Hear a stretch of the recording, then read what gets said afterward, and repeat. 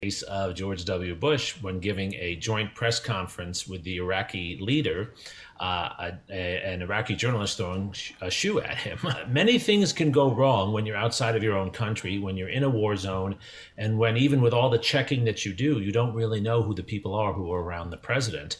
And that's particularly problematic when it's not American soldiers in Ukraine, as it was in most of the other cases we've talked about. Suri notes that the perils of Ukraine mean that any Biden visit will be necessarily shrouded in secrecy until after the fact.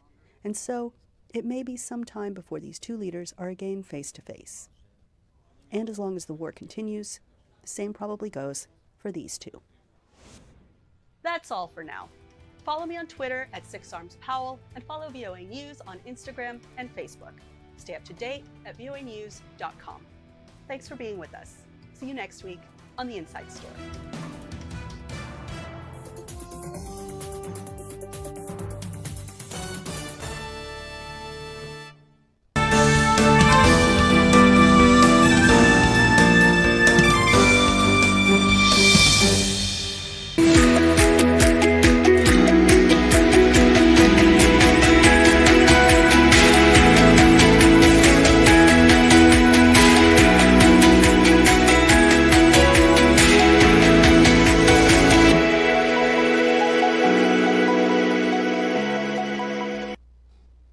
Magandang tanghali Northern at Central Luzon at sa mga magsasaka na nanonood ngayon. Magandang tanghali. Narito na naman ang inyong programang magbibigay sa inyo ng iba't ibang balita at impormasyon tungkol ho sa pagsasaka at sa agrikultura. Ito po ang ating programang I Agree. Makakasama nyo po Charles Nico Limon sa loob ng 30 minutong programa natin. Magandang tanghali. Yan. Oo. Ngayon araw na po to pag-uusapan naman po natin marami po sa atin yung mga nag-aalaga ng baboy, yung mga alaga nila nandun sa bakuran o kaya nasa farm at kung ano-ano pa. Sige, ang pag-uusapan po natin ngayon yung baboy. Paano nga ba alagaan ng tama ang mga baboy at ito pa, yung ASF. Kung anong ginagawa ng ating pamahalaan laban ho sa sakit na ASF para sa mga baboy. Oo, hindi yung mga hindi yung baboy na ibang connotation. Baka mamaya yun yung isipin nyo. Baboy ho, paano po ba paramihin at palakihin ang mga alagang baboy? Yan yung ating pag-uusapan. Ayan, happy viewing po sa lahat ng mga nanonood at nakatutok ngayon. Saan man panig ng bansa or mapapanood na po tayo sa RNG TV at pati na rin ho sa Facebook Live at pati na rin sa YouTube. Kaya kung ano mang gusto nyong way para mapanood ang ating programa, go ahead. Pwede po. Para sa mga may TV, i-riskan nyo lang hanggang sa mahanap nyo po ang RNG TV para naman ho tayo ay mapanood sa inyong mga bahay, sa mga tahanan or sina lolo't lola na gustong manood tungkol ho sa pagsasaka. Diba? Pwede yan habang nakaupo kayo sa inyong mga sala o kaya naman habang nanananghalian kayo samahan nyo na din ng ating programang I Agree. Sige, atin ang simulan ang ating programa. Ano nga bang mga bagong usapan sa mundo ng agrikultura? Sige, unahin na po natin usapang ASF kasi ito pong probinsya ng Palawan ay patuloy ho yung pinalalakas nila. Ito pong poultry at saka livestock, which means ito po yung mga baboy at saka mga alagang manok. Kasi kung mahal ang baboy, di punta tayo sa manok, 'di ba? Pwede naman yung manok na pamalit, 'di ba? So okay yan. So dito nga po para malabanan ho ang African swine fever at maitatag or mai-promote ang kalusugan ng iba't ibang alagang mga hayop at mga manok. Ito pong provincial government ng Palawan sa pagtutulungan ng Zoetis Philippines.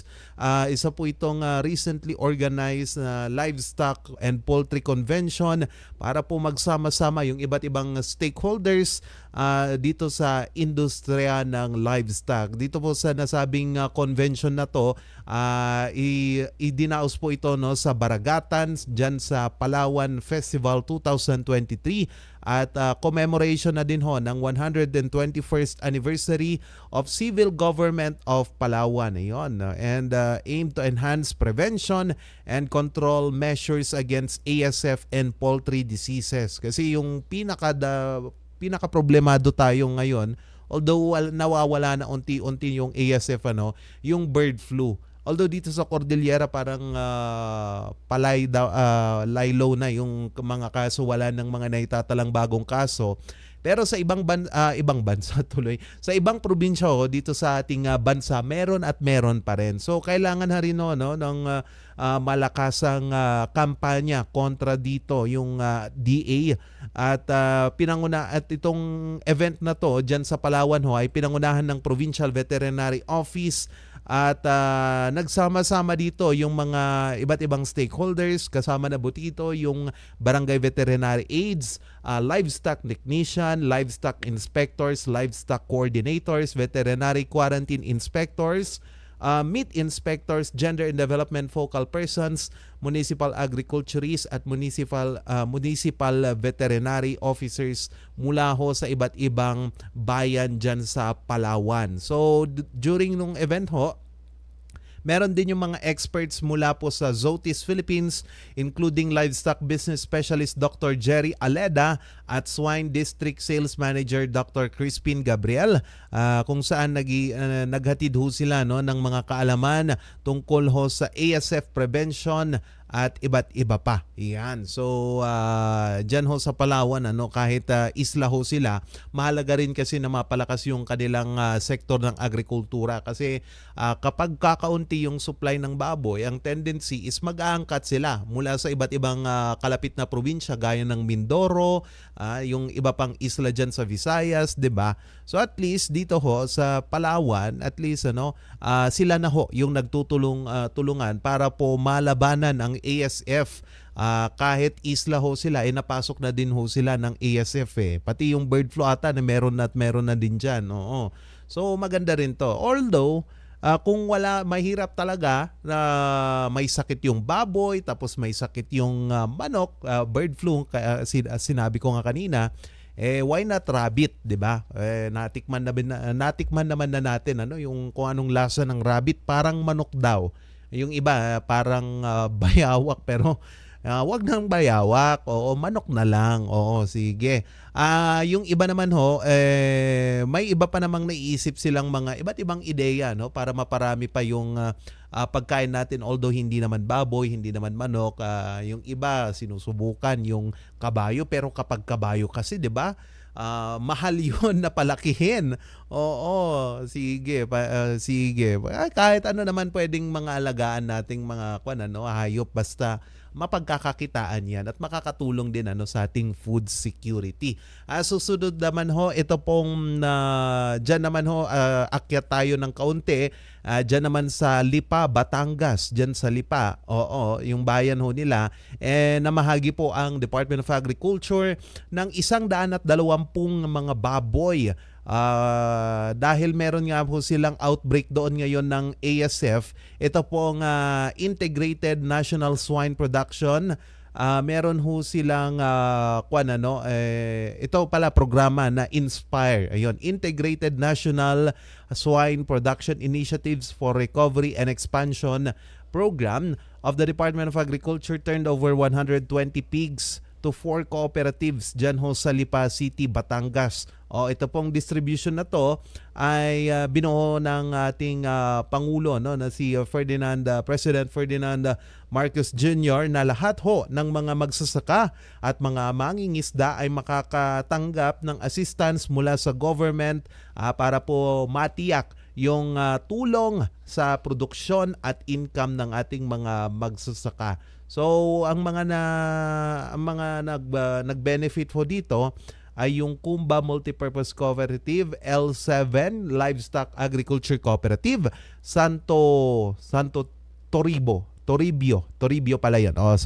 Santo Toribio Farmers Agriculture Cooperative at Malit Consumer Cooperative kung saan nakatanggap po sila ng 30 swine breeder stocks mula po sa DA. Ayan, kasi napakalakas po nung kampanya ng Department of Agriculture laban sa ASF. Katunayan, nung nagpunta ako dyan sa DA car kanina, meron akong nakita. Ito yung isa sa mga sample nila. Paano nga ba makapag-raise ng awareness, maging aware yung mga tao tungkol ho sa ASF, lalong-lalo na sa mga magsasaka. Kasi itong pamphlet na to, libre pala. So lahat ng mga magbababoy pwedeng kumuha neto. Libre lang ho to na pinapamigay ng DA, at sa loob yung pangalan niya Babay, ASF at Inspire. Sa loob po niya makikita nyo yung iba't ibang classification ng ASF category, right?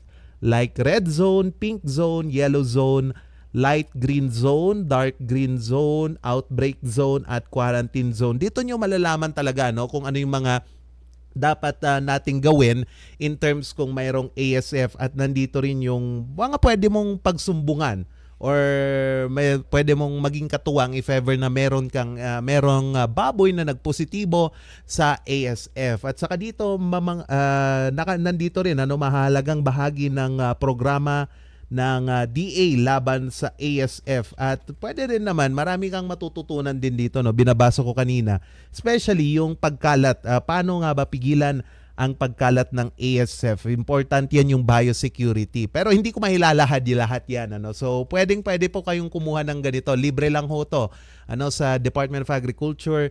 At dito rin sa likod makikita yun yung National African Swine Fever or ASF Task Force at Bureau of Animal Industry kung mayroon po kayong karagdagang concern. At least we empower yung iba't ibang mga magsasaka natin at mga magbababoy gamit itong mga pamphlet na to. Pero mas maganda rin kumuha din tayo ng rekomendasyon mula sa mga veterinaryo para naman tama yung ating ginagawa sa ating mga farm at mapigilan yung pagkalat ng ASF. So bye-bye ASF at Inspire. Yan yung wala na, isa-segue ko lang. Kasi ang cute na ito nagustuhan ko kanina to, binabasa ko kanina habang pabalik ng opisina. Sige. At mamaya nga makakasama naman natin yung isa ng magbababoy mula po dito sa Benguet. Paano nga po ba niya naprotektahan yung kanyang mga alagang baboy mula sa ASF? At paano pa niya ito pinaparami? Alamin natin yan sa pagbabalik ng ating programang I Agree.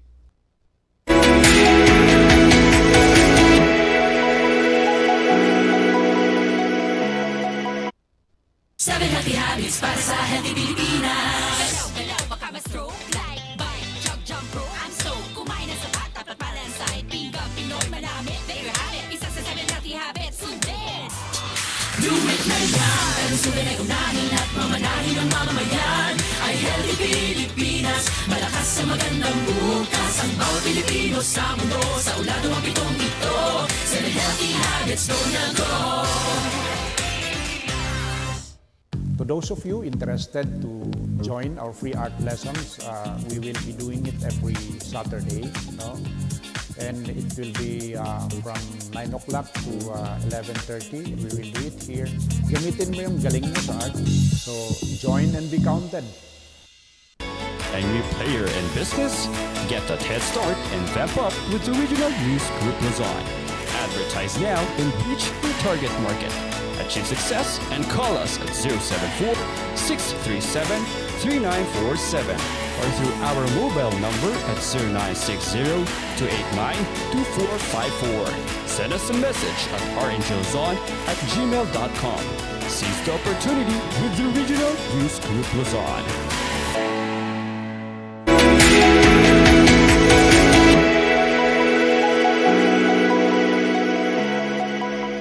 At nagbabalik po ang ating programang I Agree. Oras na po natin, alas 12:45 ng tanghali. At ngayong tanghaling ito, makakasama po natin itong isang ating magbababoy mula po dito sa probinsya ng Benguet. At para matuto tayo kung paano ba natin protektahan yung ating mga alagang baboy mula sa ASF, makakasama po natin ngayon si Sir Anthony Pag-at mula po sa Binalsig Integrated Farm. Magandang tanghali, Sir Anthony. Good morning. Ay, good afternoon. Good afternoon na pala. Ayan. Good afternoon din po sa lahat ng mga tagapakinig. Ayan, pareho din tayo kung minsan sir, nalilito tayo kung tanghali or umaga. Ayan, okay po sir. Unang-una po sa lahat, ilan na po yung alaga nating baboy dyan sa ating farm sir? Okay, I would like to start na lang sa ano kasi I have no alaga ngayon kasi nagpapalit kami ng mga cages. Okay. Kaya i-total out ko muna. Mm-mm.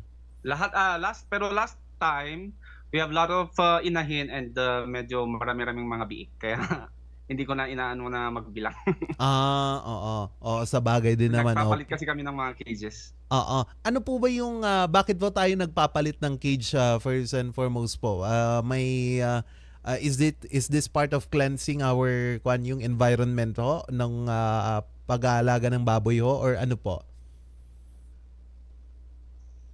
Actually, the family started na last 2000 to 2002, yung my grandmother. And then napansin ko lang kasi sa mga cages namin dati, yung mga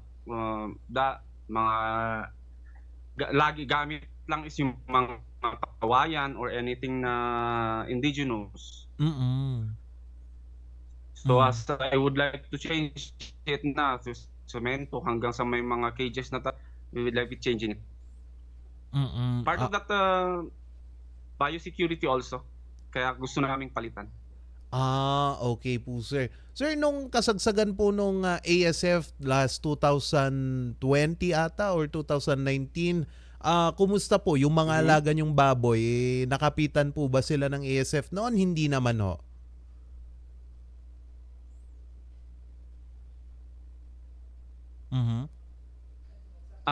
Luckily sa amin and sa cases ng buong municipality, at least half pa lang ang natamaan bago nag-total out ng mga baboy. And that time, I was having already 8 na inahin.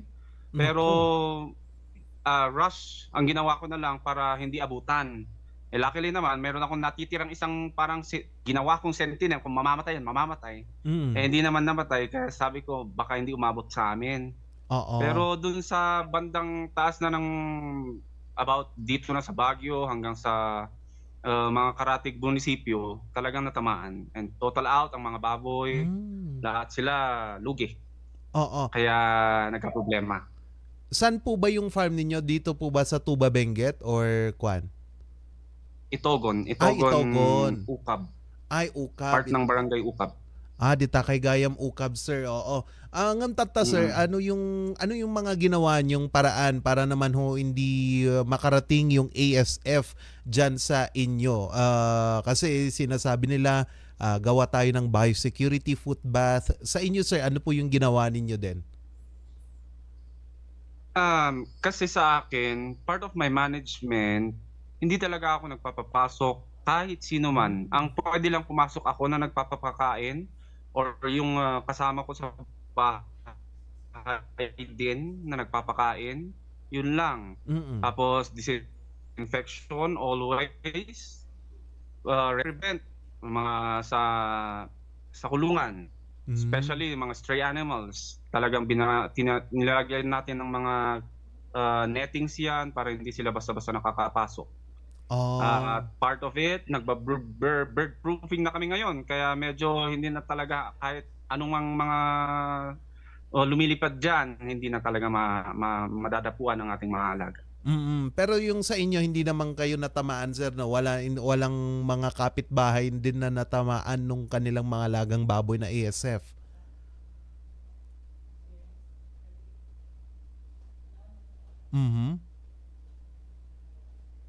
Ayun, nawala ata si sir. I'm sorry, sir? Ayun, ayun. Oo, sir. Pero sa inyo naman, sir, nag-iingat pa rin kayo. Nandun pa rin po ba yung kaba kung minsan na baka mamaya makaligtaan, nakapasok na pala yung ASF?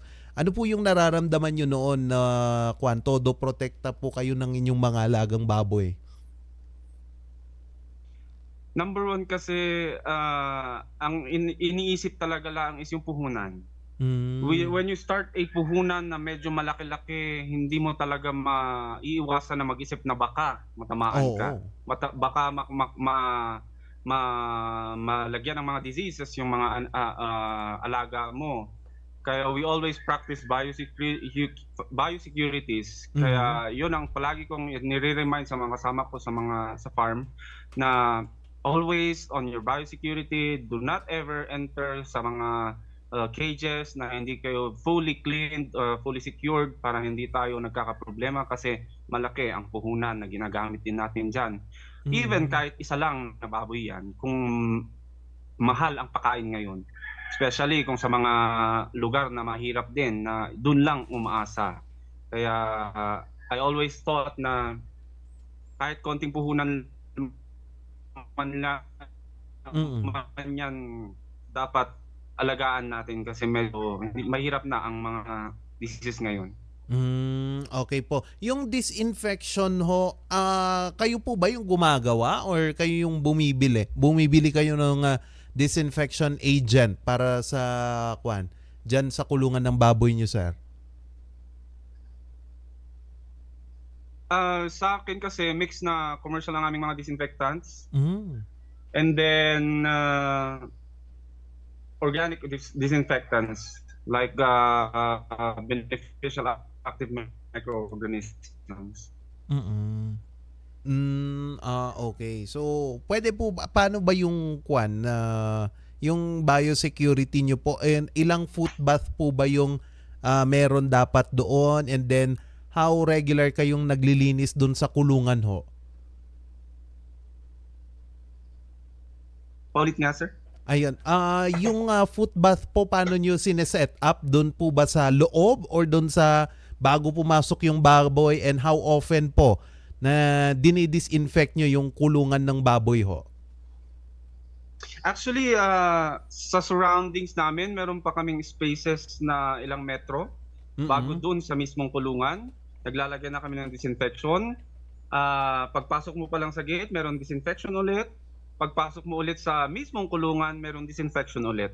Part of that, maliligo ka 2 beses. Ganun talaga. Oo, talagang napakahigpit, sir. Oo. Pero yung pakain, stricto din kayo doon. Bawal ang mga pagkaing baboy na kinokolekta mula sa kung saan galing. Or pwede pa rin ho na feeds tapos mix na na kaning baboy, ganon.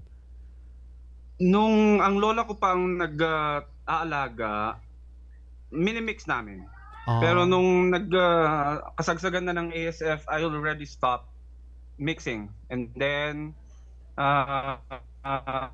medyo feeds na lang talaga lagi tayo. And then yung mga feeds, especially yung galing sa labas, talagang rinirisak namin sa labas na. Hindi na namin pinapapasok yung mga sako na galing sa labas. Resack ang mga sako ng feeds, yung mga feeds mismo, and then ipapasok sa storage area.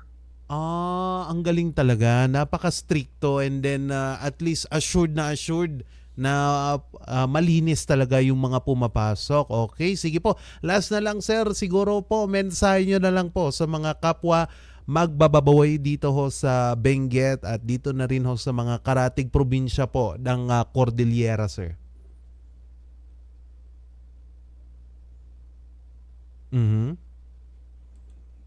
Ayun, medyo nawawala ata yung signal. Okay. Ayun. Okay, go. Go ahead po. Part of the things that na mga nagsisimulang nating mga magbababoy, we always consider our genetics, our management, and our nutrition. Part of the management is the biosecurity, so that it won't stop. It will be sustainable, hindi na siya natitigil. And then part of ng mga nagsisimula, huwag mahihiyang magtanong. Sabi nga sa isang kanta, huwag mahihiyang magtanong, get a mentor. Find your market first bago kayo magsimula. Kung hindi alam ang ginagawa, magtanong ulit. Mas magiging magtanong kaysa sa magkamali, mas malaking gastos, mas malaking aberya. Kaya mas maganda magtanong na lang sa mas nakakaalam, mga has been in the industry for so many years. Yun. Para tuloy-tuloy ang negosyo, sustainable, tapat ang food security sa Pilipinas. Hindi nagmamahal ang mga produkto, kumikita ang market, kumikita ka rin na nagbibigay sa market. Okay, with that sir, maraming salamat Sir Anthony sa inyong kaalaman at oras na ibinahagi niyo po dito sa ating programang I Agree sir. Maraming salamat po.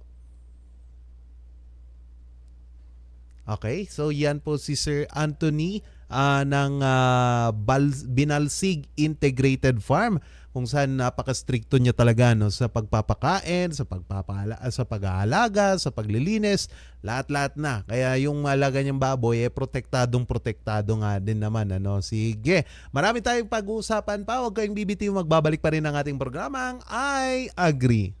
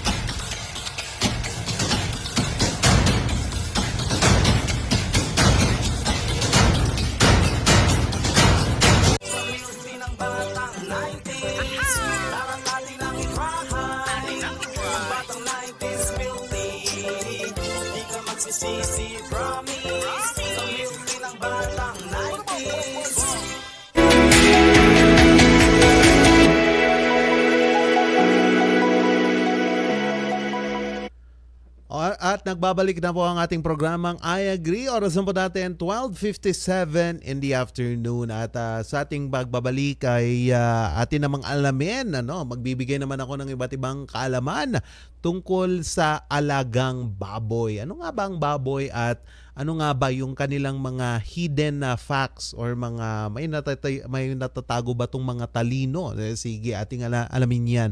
Kasi alam nyo po ng mga baboy are considered the fourth most intelligent animal after chimpanzee, dolphin at elephants. Uy, isa daw sa mga matatalinong hayop ang alagang baboy. At pati rin ho ang pig, ang mga baboy can learn their own names quickly and respond to simple voice commands. Oh, okay. At pigs can run 11 miles per hour. That is just faster than 6-minute mile. Okay, so napakarami pala nating pwedeng matutunan sa mga alagang baboy natin. Lalo na yung itong isa, napakadali palang i-train daw yung mga baboy. Kasi kapag mayroon na silang pangalan at paulit-ulit mo daw na tinatawag sila on their name, parang tao din no? Agad na agad nilang mapipick up to at matututunan na siya pala yung tinatawag at hindi yung mga kasama niyang mga baboy, diba? Sige, try nga natin kasi meron din yung mga napapanood natin, ang hilig naman nilang mga pets kasi is mga baboy. Imbes na aso, imbes na pusa, baboy yung kanilang inaalagaan. Pero dito sa Baguio City, meron akong kakilalang ang pet talaga niya ang pet niya talaga ay baboy. Ito yung anak ni national artist natin, si Kawayan de Gia. Kasi pumunta ako doon sa bahay nila. Ang laki ng kanilang baboy. Akala ko naman nakawala lang, na naglalakad-lakad doon. Pagtingin ko, ay baboy talaga tong Pero yun ang cute-cute lang na pagmasdan yung mga alagang baboy kasi yun din meet ko siya nung nagpunta kami sa kanila. O yun, sige. At yan na nga ho ang naging kalipunan ng ating programa ngayong tanghaling ito. Maraming salamat sa inyong pagsubaybay at bukas ulit magkita-kita tayo. Same na oras ho, alas 12:30 ang programang I Agree. At mamaya po, wag kayong wag niyo pong kakalimutan, alas 6 po ng gabi, Luzon Headlines para sa mga maiinit at nagbabagang mga balita. Pansamantala munang magpapaalam. Maraming salamat. Nakasama niyo po Charles Nicolimon at bukas kita-kits ulit tayo. Bye-bye!